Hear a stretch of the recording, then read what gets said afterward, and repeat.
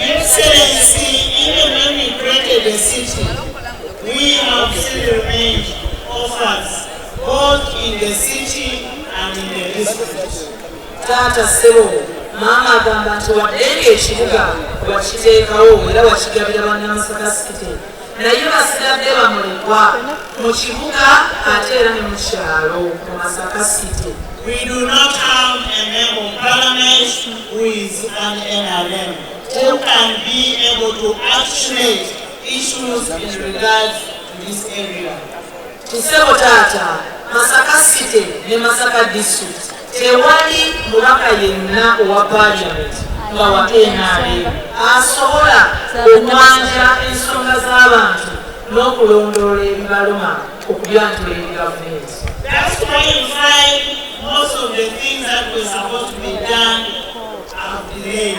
For instance, the issue of Masaka, Chotera, Mutukula delayed because there was nobody to talk about it. But we want to thank you for thinking about it.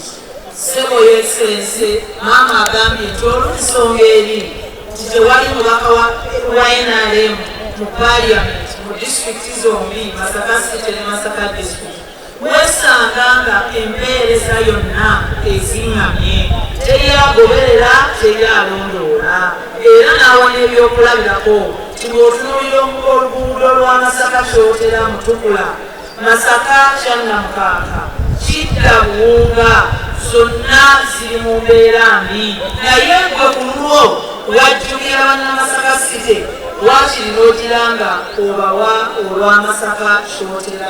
Excellency, we also want to thank you for supporting the coffee farmers. This being a coffee growing area, you've given them 10 factories. However, they are also requesting for fertilizers and they are requesting for seedlings. Your Excellency, President w'eggwanga, Mama yeebaza nti weebale nnyo okukwatirako abalimi b'emmwanyi n'obeererawo nnyo abalimi naye era n'obawa n'amakolero agawerera ddala 10 nti naye basaba ebigimusa nabyo obalowoozeeko bagulawe bulungi gy'ate era babongere ne ku ndokwa.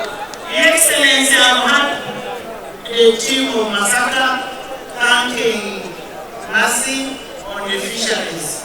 The fishing community are requesting for an affirmative action in terms of giving them money for PDM and helping them in fish farming. Your Excellency, Mama era agambye ky'obudde awulira beebaza Media Mase olw'omulimu omulungi gwakoze ku nnyanja naye Mama asaba nti ng'okugattako kwebyo ebirungi Afande Mase byakoze era ku nnyanja eyo tuteekeyoko enkola ey'embeera eza puroguramu za gavumenti ezisobola okwongera okujja abantu mu bwavu ng'ekyokulabirako kibangi ku nnyanja eyo tebannaganyulwa mu PDM bongere babalinge mu Parish Development Model. Excellency, I want to thank you for the Youth Project. The Youth Project has made Masaka City a very beautiful city. We have power, we have solars, we have dams everywhere in the city. But it is unfortunate that the opposition leaders here are saying they are the ones who brought that progress, not you. Your Excellency, Mama Speaker, era ayongedde okwebaza tuwebale nnyo webalire ddala okukola enguudo n'oziteeka ku mutindo omulungi ennyo ogw'ensi yonna mu Masaka city wano enguudo nnungi nnyo zigenda zeetoolola bulungi ekibuga ziriko amataala zaawebwa bulungi ziriko emikutu era ekibuga kikyuse nnyo naye n'agamba nti ekyennaku abakulembeze mu opozitioni batambuza obulimba nti ate bo be baakola enguudo ezo si ggwe. Your Excellency also gave money for the stadium in Masaka, and the money is in the district in Masaka, and that money is from you.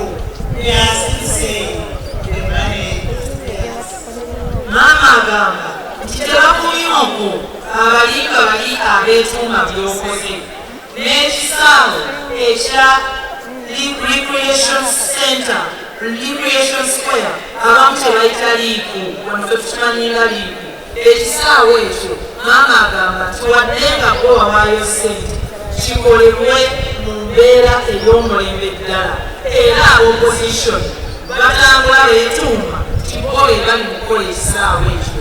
As a congregation, I thank you for promoting politics of ideology, not identity.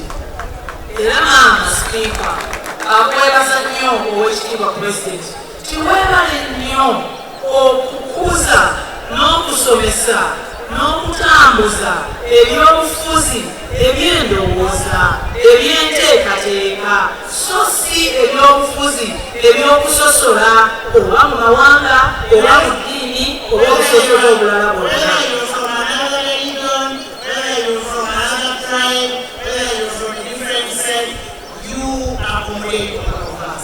Era taata w'eggwanga maama akwebaza kyoli ne bwaba w'eggwanga ki ne bwaba asoma ddiini ki ne bwaba avaawa mu kitundu ky'eggwanga kyonna abantu bonna obaaniriza okola nabo era obakwatirako. The schools owned by the religious institutions, you've given them a lot of money in this area. Era taata maama sipiika akwebaza ti amasomero gonna nga gali ku musingi ogw'eddiini obanga ebitongole eby'eddiini bye binnannyini masomero ago ogawadde ssente mpitirivu ziri mu buwumbi. Masaka says you have given 5.6 billion and it is a Muslim-owned school and that money is supposed to be was used to build a lab and a computer laboratory. Kisebo owadde Masaka Secondary School obuwumbi 5 ate essomero liri ku musingi ogw'eddiini y'Obusiraamu era essomero lyakosa ssente ezo okuzimbamu laabu n'ekizimbe ekirala. St. Henry's College, you gave them 2.5 billion shillings, and that money was used to construct the lab, and that is owned by the Catholic Church. Kisebo w'ekitiibwa St. Henry's College Kitovu essomero erya ekereziya ey'Obukatuliki wayiwa ebbiliyoni 2.5 mu kashi era ne bazimba laboratory ey'omulembe. Ssebo w'ekitiibwa St. Anthony Kayunga 1 billion shillings, also owned by the Catholic Church. Era ne St. Anthony Kayunga wagiwa akawumbi kalamba nalyo ssomero lya ekereziya katolika. Kadugala SS, you've given 2.5 owned by the Muslim Church. Ne wano Kadugala SS nawo obawadde obuwumbi 2.5 ssebo mukama wange ate nga ssomero gy'oli abuyisiraamu era gye bali basanyufu bweyagala nnyo. And Kidabwendi, owned by Anglican, you have given 1.5. Tokomye okwo n'ab'ekijjabwemi SS ng'essomero eryo lyanzikiriza ey'Abanglican oba Abaprotestant era nabo wabawa akawumbi 1.5 ssomero lya kanisa nabo ne bazimba ebizimbe era beeyagala nnyo. That really shows how much you are a visionary leader. Ekyo kiragira ddala mukama wange ti gwe mukulembeze alengerera ewala. And I want to request all of us leaders to emulate from the president. Era maama sipiika asaba abakulembeze bonna okukoppa enkola ey'owekitiibwa pulezidenti w'eggwanga. Excellence, allow me to invite Alhaji to invite you to speak. Owekitiibwa pulezidenti maama akusabye sipiika w'eggwanga omukkirize ayite owekitiibwa ennyo Alhaji Moses Kigombe abyakula.